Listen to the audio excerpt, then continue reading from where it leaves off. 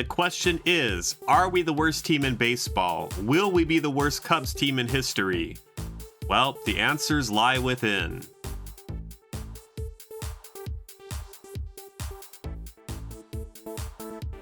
Hey everybody, how's it going? This is Mim.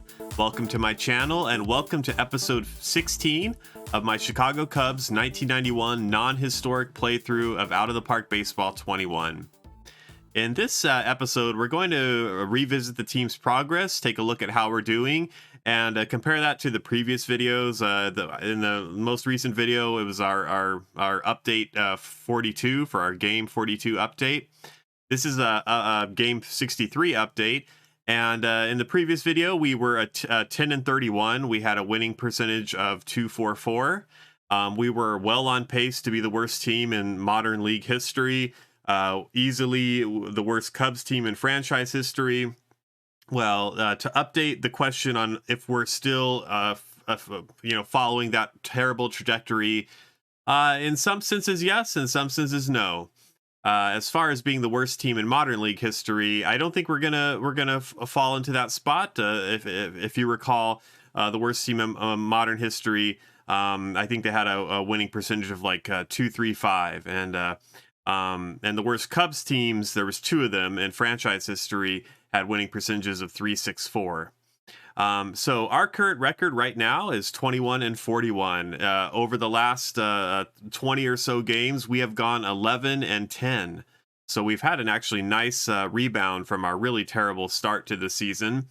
We currently have a winning percentage of .339. It's still awful, but it is nice to see that our team is at least playing 500 baseball, if not a little bit better. We're actually a game above 500 since the last update.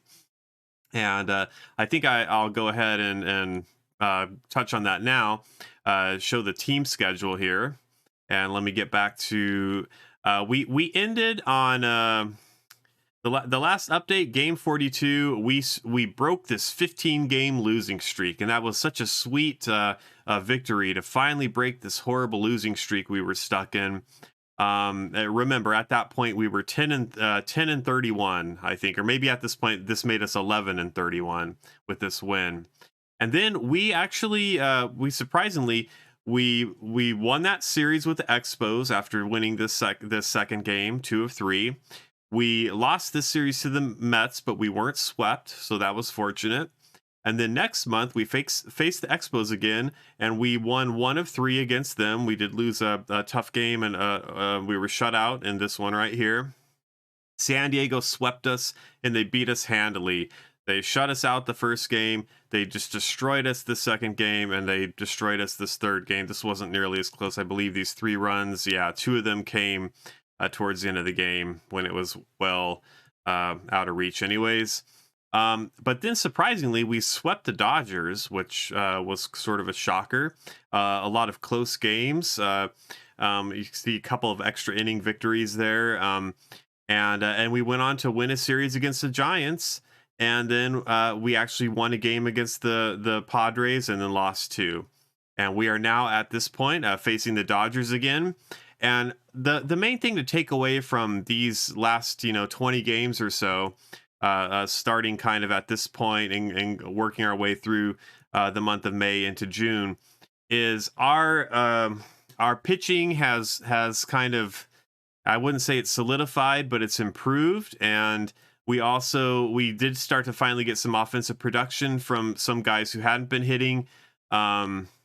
I'll touch on the players and their stats and things like that in a moment, but it was nice to see that our team, I'll go to the team screen here, and these are still awful numbers. You can see like our offense is still the worst in the National League, more or less in almost every category, but our defense is starting to show a little bit of improvement, especially with our pitching.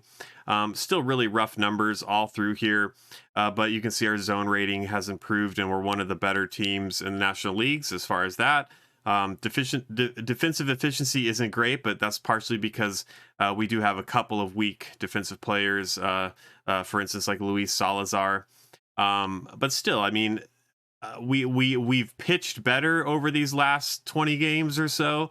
And we just recently, it's June 17th in the game at this point, And I think it was June 13th or June 14th, I called up several of those players I was talking about in the previous video. I mentioned that even though we were having a rough time, we were about to call up a whole bunch of young, talented players who would hopefully give us a boost. And ideally, we at least wouldn't be the worst team in modern history or the worst team in Cubs history. Well, based on our current winning percentage at this point, we're pretty safe about being the worst team in league history, unless there's some kind of dire events that happen over the rest of the season. And I think we're going to avoid being the worst team in Cubs history. In order to do that, we need to win maybe 40 games.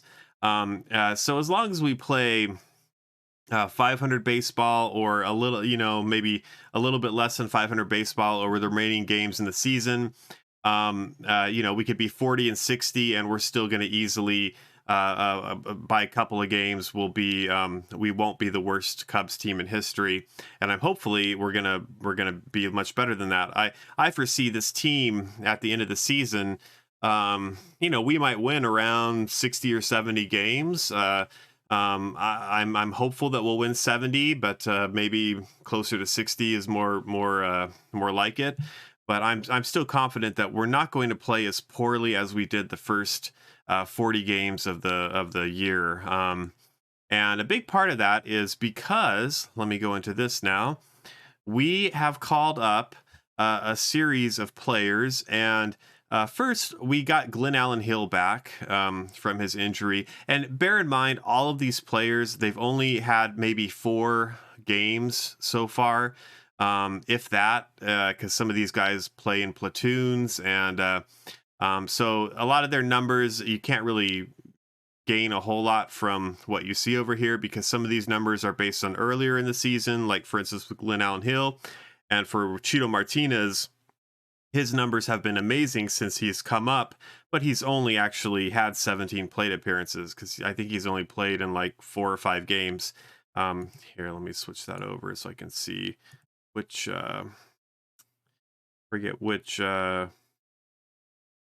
this one, games. Chito Martinez, yeah, only 4 games. So most of these call-ups, they've only been with us a very short time. I think it was June 13th or June 14th that I called them up.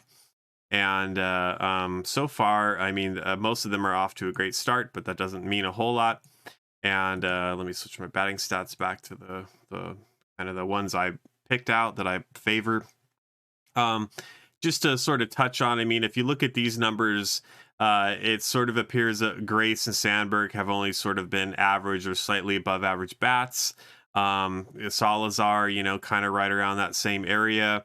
And you can see the rest of our players currently haven't done much. Rick Wilkins is one of our call-ups, so don't pay much attention to his numbers here, because he's only had 13 plate appearances. He's going to platoon with Kurt Manwaring now. Gil Reyes, I traded him, I think, and I'll have to double check that. It's been a while since I've played this save. I've had a lot of stuff going on in real life. Spring cleaning, reorganizing my whole house, moving stuff all around, just the typical stuff that gets in the way. And then I actually recorded this. I did this episode already, and then I screwed up a setting in OBS, and so I'm having to come back and do this all over again. So hopefully I'm a little more to the point when I'm doing this and don't make the mistakes I made last time. Anyways, sorry to digress. But these players they're going to be a big bonus to us. We got rid of Randy Bush, who, if you've been following along, he was one of our outfielders in a platoon. He didn't do much. And Kevin Bass, we're hanging on to him. I don't know if I've mentioned this in a previous deal here. I did extend him a couple years. This is maybe a little bit too much money for a guy that kind of puts up these numbers and is a little bit older. But I wanted to have potentially a decent backup outfielder that could be a pinch runner and things like that, and not cost a ton of money. Be a veteran player that maybe is a little dependable. And the thing is, and I'll go into the split here, and I'll use the time frame.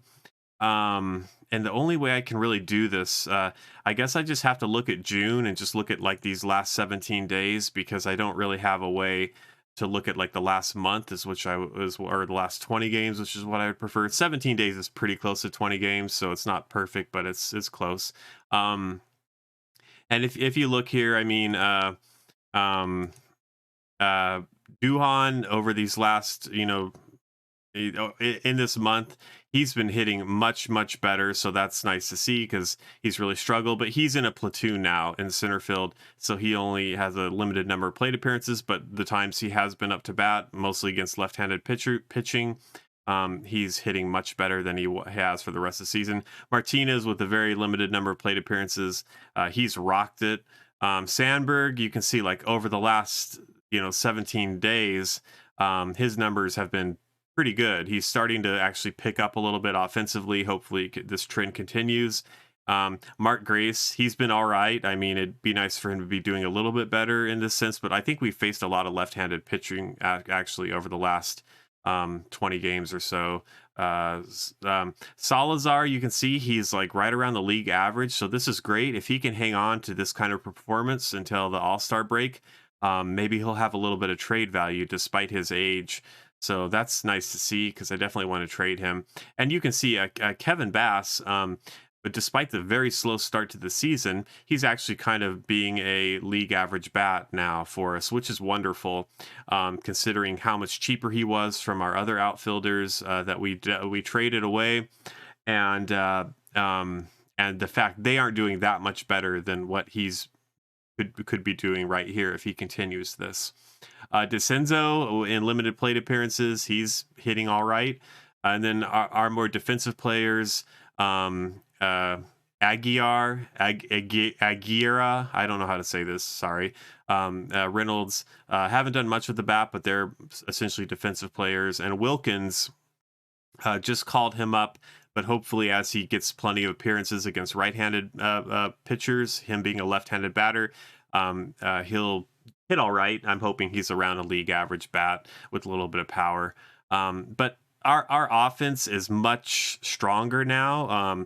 Getting Chito Martinez instead of Randy Bush, who hadn't really didn't do much of anything this season. He did hit a little bit right before I traded him, so maybe that helped me get a little bit of value when trading him. I don't know. He was a bust, but it seems like Kevin Bass is at least solid for what he was intended to be. He hasn't done anything amazing, but he's been all right. And so, I mean, our offense, you can see against right-handed pitching, we've got a lot of left-handed bats now. Most of these left-handed bats, like Mark Grace, Martinez looks like he's going to be a pretty solid left-handed bat. Kevin Bass, a switch hitter. Rick Wilkins has some power if he can develop a little bit.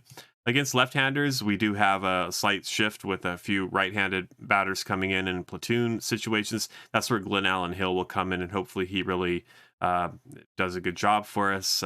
He was doing so great at the start of the season, and we're just getting him back, and he hasn't really had very many opportunities recently. If you look here, he's only had 3 games with 5 plate appearances. So I've probably mostly been using him as a pinch hitter because I think just recently, like over these last 4 games or so, I think we haven't seen a left-handed starting pitcher yet. If we have, maybe he did get 1 start, so I guess we've seen 1. So, anyways, our offense, it's looking to be a lot more productive and solid. So I think that we'll start to win more games because our biggest weakness has been run support. We've had, if you look at our pitching, we've made some changes in this respect, and I won't get too in the weeds in this. Let me filter this so we're only looking at our starters at first. And I need to do a split here, and I need to take away the time frame, and I need to put as a starter because Dahmeyer's done some work as a reliever. And if you look here, not surprising, and been a great, a wonderful, like a pleasant surprise. Bob Milacki has continued to be a really solid pitcher. He's essentially like another Greg Maddux at this point. Both these guys have just pitched the daylight out of the games they've appeared in. I mean, look at their quality starts. Look at Greg Maddux. It's real unfortunate that his win-loss ratio is like this, but he has just he's been very dominant, both him and Mcelroy, and you can see their run support. Mcelroy with 1.8, Maddux with 2.6. That's been a big reason why that they haven't won more games, but I think as the season continues and by the end, like Maddux he's probably going to win like 20 games and lose 10, and Mcelroy would, I imagine, be around the same if they continue to pitch along these lines and our offense picks up even in the slightest. You can see, like, I mean, look at Mcelroy's whip. That is just insane for this era. The whip, the norms are a little bit different. I might do a video at some point just covering some of those differences to put it into context for this time period. But still, Mcelroy, I expect his numbers will they'll worsen a little bit just because his BABIP is sort of uncharacteristically low. But Maddux is right around this time period's normal BABIP, as is Dahmeyer's. Dahmeyer, we threw him into a start, kind of a spot start, because when we called up Frank Castillo from AAA, one of our call-ups, we didn't have any rested starting pitchers because of when I shuffled people around. And I decided Dahmeyer, he has good stamina.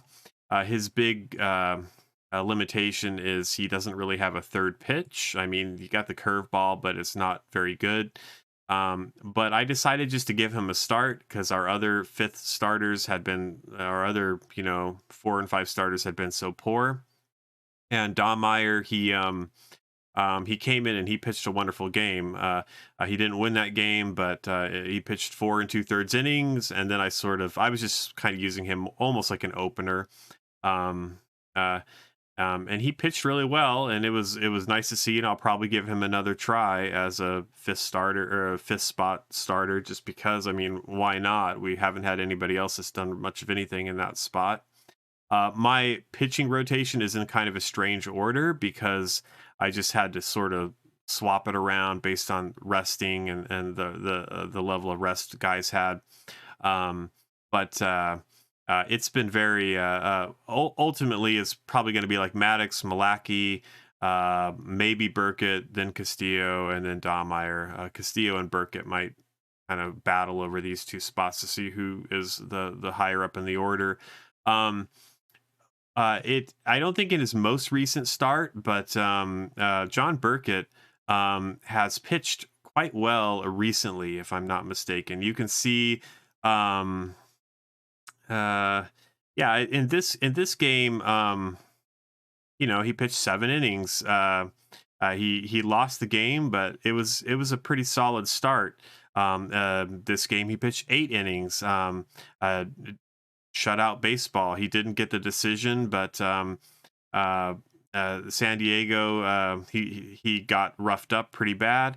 But then San Francisco, another good start. So he's really come around. He had a really slow start to the season, and as you see, like in these last 5 starts, he's looking much better. He's had a couple of bad starts, but then 3 really good starts. So I'm hoping that he continues this trend to where he's sort of he pitches a little more along the lines of sort of a league average pitcher. He's just you can see his numbers are looking all right even at this point.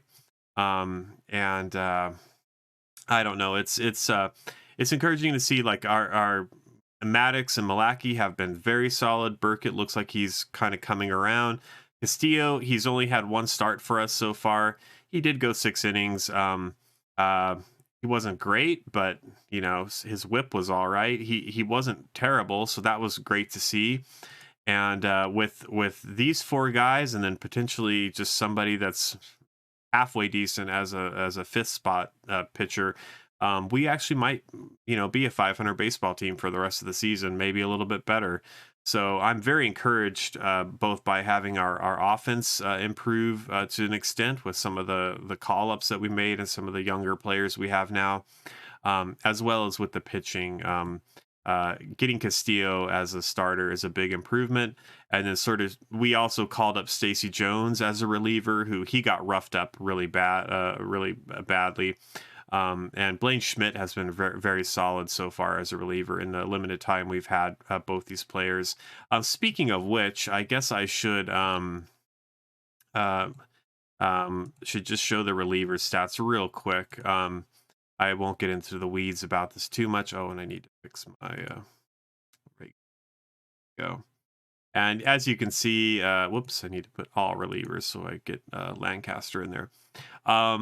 Generally, I mean, Machado has been very good. He did blow a save and recently, but otherwise, I mean, for a young pitcher with kind of suspect control, not great movement, he's still been pretty solid as far as being a guy that we can use a little bit in middle relief.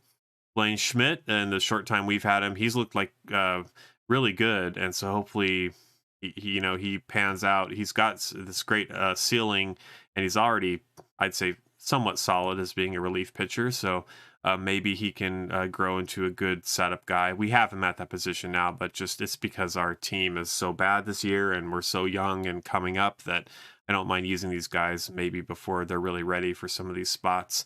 Chuck McElroy.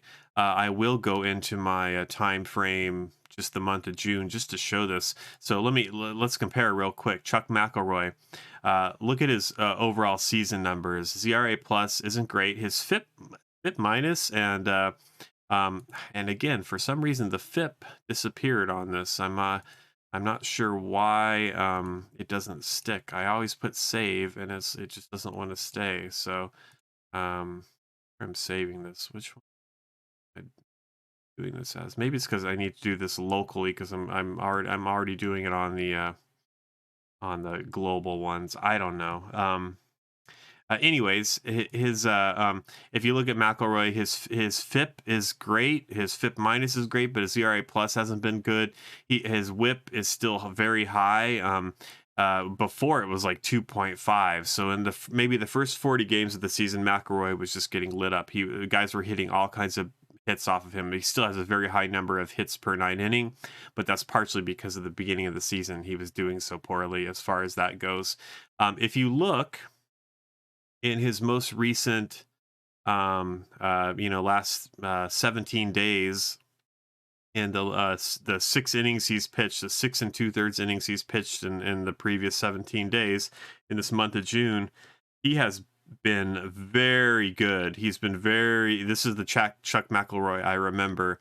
He does have a blown save, but I mean, a lot of my guys are younger guys, and they're not really suitable to be closers, so I don't mind that much. But you can see his hits per 9 are back to a reasonable number. He's striking out not a great number, but he's not walking very many guys either. So I mean, it's very nice to see Chuck McElroy has kind of he's stabilized, and he's back to what I expect him to be more like. Steve Wilson has just been wonderful. It really, at this point, it could go back and forth which one of these I want to be in a setup spot and which one I prefer to be more like a middle relief specialist type. Just because I want to try to get McElroy to the form that I know he's capable of. I want to keep using him in important situations just to see if he can kind of come around more. Stacey Jones, I think I've only had two appearances. He's only pitched 2/3 of an inning because he's just been lit up the times that he's appeared. But I think he's going to be okay over time. He doesn't have anything amazing as far as ratings go, but he's really struggled so far. But let me look at that, over 1,000 FIP minus. Julio Machado, fictional player. He's been pretty decent for. I do have him avoid high leverage because he tends to walk a lot of guys, and he does give up home runs from time to time. And Jacinto Velosa, who was our number 5 guy. Let me throw in here just to sort of give a comparison. You can see his numbers here. A really poor FIP minus. His FIP was super high. His ERA plus, and I think as a reliever, even pitched at all. I have not used him yet as a reliever, but he is now our long reliever and our emergency starting pitcher. because he obviously wasn't getting it done as a starter. And Dahmeyer, so far, the little bit of work that we went with him for that one game, he pitched well. So that is that. That's kind of a one other thing I'll say about this team screen. Real quick, our team chemistry, we were feuding. We've improved to unhappy. We'll probably get this back up to content or whatever the next level is. A big part of that is that we got this captain as part of our roster. And we now have Frank Castillo as a spark plug. So we sort of have filled up all the positive classes. And we don't really have major problems with the outspoken stuff, even though we're losing still a lot. And it does help that we've played well recently. I think that gives this a little bit of boost too. Anybody that knows about morale knows if you're winning, it's not that big of an issue. And I don't even think it matters that much to the game, but it's something I still like to try to focus on when I'm in a situation like this where we're so bad, there's not a whole lot else I can do. At least it's something I can kind of try to tweak or mess with. Real quick, our farm system. Our AAA team is doing well. Our AA team is doing well. All of our farm teams are doing well so far. They are on this single A team, for some reason they're in third place, even though they're playing very well. So this must be a difficult league. These are generally I'm hopeful that these teams continue to perform well and that all the players in them are getting good improvements to their player development. So things are certainly looking good for our team compared to where we were at the last update. And it's encouraging to know that generally I think we're still on a good pace for pushing into the playoffs. For whatever reason, I don't understand how the game works this way. Our fan interest has gone way up. It must be because I signed all those extensions, and some of those players must have had a positive standing with the fans, because otherwise it doesn't make sense, because we have just been so terrible this season. Last thing I will touch on, or a couple things. I do shortlist players that I trade away, and let me just pull them up here, and we'll look at their batting stats first. So I'll only focus on offensive players. Okay, so one of the things I like to do is shortlist any players that I trade away, especially really big marquee names. Just kind of keep tabs on how they've done. If you look here, you can get a sense of Andre Dawson, who is sort of earning $2 million over the next 3 years. He's a quite old player. He's around, he's 36 now. He's done well this season so far. Obviously, we would like our outfielders to have these kind of numbers, but for the amount of money and the fact he's so old, I'm still happy to trade him. Hector Villanueva has had a good year. He's sort of a poor catcher, but he is a good hitter, and so the Orioles, they got some good production out of the players that they traded, that they received for their trade. George Bell, he started very slow in the season, but he's now hitting quite well. So over the last month or so, he's probably really on a tear. Sean Dunston has dramatically cooled off. He was I think his numbers were around 160 for like OPS plus and runs created plus. And now you can see they've fallen way off. So he's playing a lot more like I expected him to play. So I'm happy to have traded him. Chico Walker wasn't much of a important piece for us. And he's hitting about like he normally does. Randy Bush, as you can see, he performed very poorly for us. I hope we did get something for him when we traded him. I'll go over those trades right at the very end. Henry Cotto, we traded him before we ever really had him. Jerome Walton, you can see he hasn't done much. Vizcaíno hasn't done much. So generally, besides like Dawson, Villanueva, George Bell, all the other guys, it was good we got rid of them. And then when I look at the time frame for June, for more recently, you can see, George Bell is on a tear now because he started so slow to the season. So Villanueva, he's hitting all right recently. Vizcaíno, all right recently. And you can see Randy Bush recently, like maybe the last, 20 games or so, he's sort of been a league average bat. So maybe we got a little value for him when we traded him. I doubt it, though. Dawson has hit very poorly recently. Walton, I mean, look at how poorly Dunston's hit. That's how far, that's why his numbers dropped so far. But that's just a sense of how the batters that we pitched away are, to the position players that we traded away are doing. And now let's look at the pitchers, and I think my starting stats, maybe it's the relieving stats, will show generally the stuff I want to see.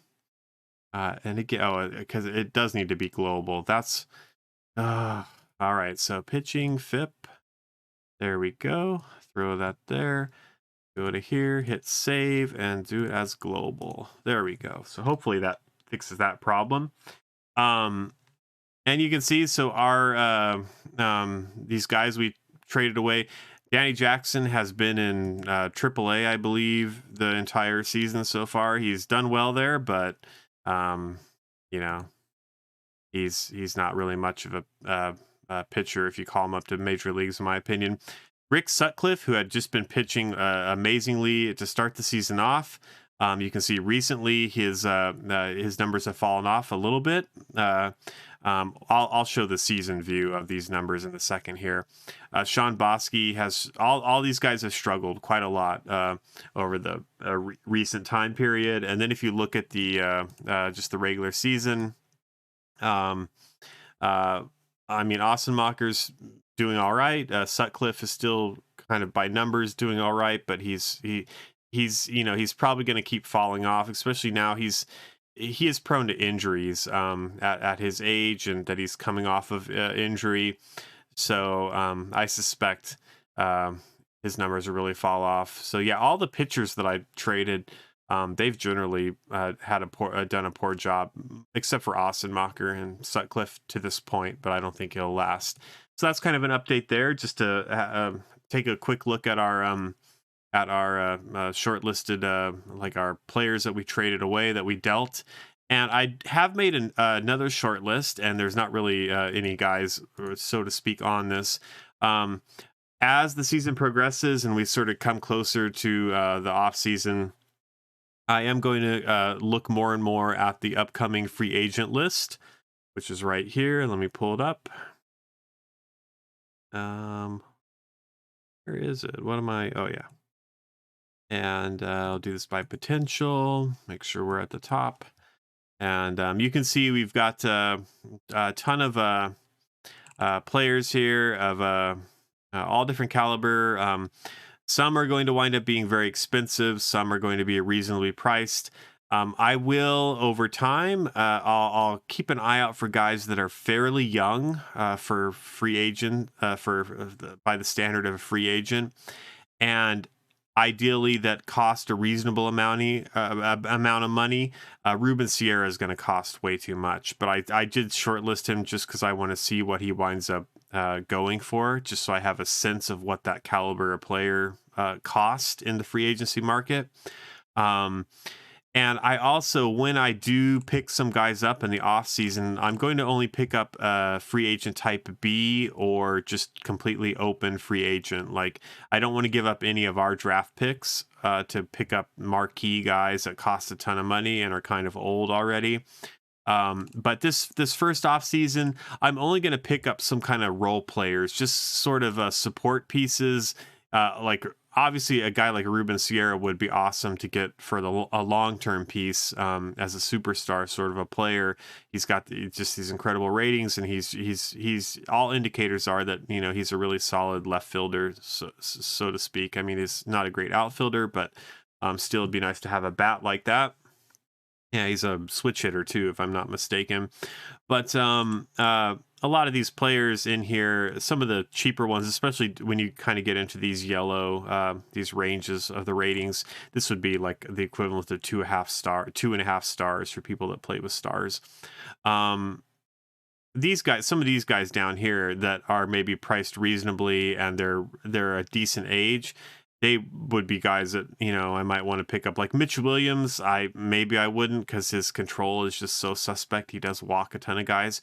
But as a relief pitcher, as a potential closer, the fact that he's so young and he's normally not that expensive, normally and other saves, he wants around $700,000 for 2 or 3 years or something like that. He's not a very expensive as far as a relief pitcher goes, and he is a very strikeout dominant left-handed pitcher if he doesn't walk guys. So I'm not saying I'd pick him up, but a guy like that, I'd maybe look at him and say, okay, I want to add him to my free agent watch list. And then I'd go through and sort of pick guys out. George Bell, even he wanted 1.8 million for like 2 or 3 years to keep playing for us. We dealt him, and now he's on a tear. Like the first part of the season, he was doing very poorly. Now he's just crushing the ball. We'll see where he ends up, but maybe he is going to be a cheap outfielder, like around $700,000, and for 2 or 3 years with these kind of ratings. And he might be a guy that we wind up reacquiring. And I don't know, but I'm just pointing out he's kind of right at that borderline where I don't want to, if a guy's 32, that's almost too old for me. Except for maybe like closers or something like a setup reliever that doesn't cost very much money. But generally, in the off season, we're going to be looking at this list. And we're going to sort of be looking at what type of free agent the guys are, what kind of money they're really looking for. And we will pick up a few pieces if they work for us and they're inexpensive and they're not too old. And we'll try to improve our game a little bit that way. But I just wanted to point out that I do have another short list that I'll slowly start to build up a little bit when I do notice guys on this upcoming free agency list that will give me a sense of, maybe we should go after that guy, or maybe that guy wouldn't be a bad pickup at that kind of a price. Like, one such example, Kevin Gross, okay? He's a pitcher for the Dodgers. Now, he's probably going to want way too much money when it's all said and done this season. But if he were asking a reasonable amount of money, he could be a potential like a number 5 pitcher or something and maybe be okay. So things like that, where you look at these sort of middle range guys in some cases, and you maybe pick up a couple of solid players that don't cost very much and can at least help the team over the next 2 or 3 years while you're still sort of gearing up to be really pushing into the playoffs and the World Series by years 4, 5, and 6. So that's that. I hope that you enjoyed this. If you stuck with it, I know it's not like I have tons of subscribers, but there are a few people who check these videos out, and I'm super grateful for that. It's so awesome to know that people, I don't know, they just like this game a lot, and they like to see different ways that people play it. So I appreciate that, and I like the feedback, and people make suggestions, and I do intend to do a lot more stuff on this channel, but I'm still, like I said, I'm in the process of like moving my office to a whole different room, doing things to make the audio better, all these kind of things, all the stuff that I'm still learning about that I don't know. I'm really just sort of like, plodding on through this, and I don't know what I'm doing that well, but I do want to say, like, I appreciate people throwing likes on videos here and there, or giving me some feedback, leaving me a comment. That's really cool. Thank you for that. I hope there's ways I can repay the favor one day. So if you like this video, if you stuck with it to this point, I'd appreciate if you throw a like on it now. Helps me to know that I'm on the right track. I appreciate that. Let me know if you have any thoughts or any feedback on the team or channel or otherwise. And of course, subscribe if you want, ring the bell if you're following along, all those kinds of things. Otherwise, take care. Thanks so much for listening, and I'll see you again soon. Until then, see you later.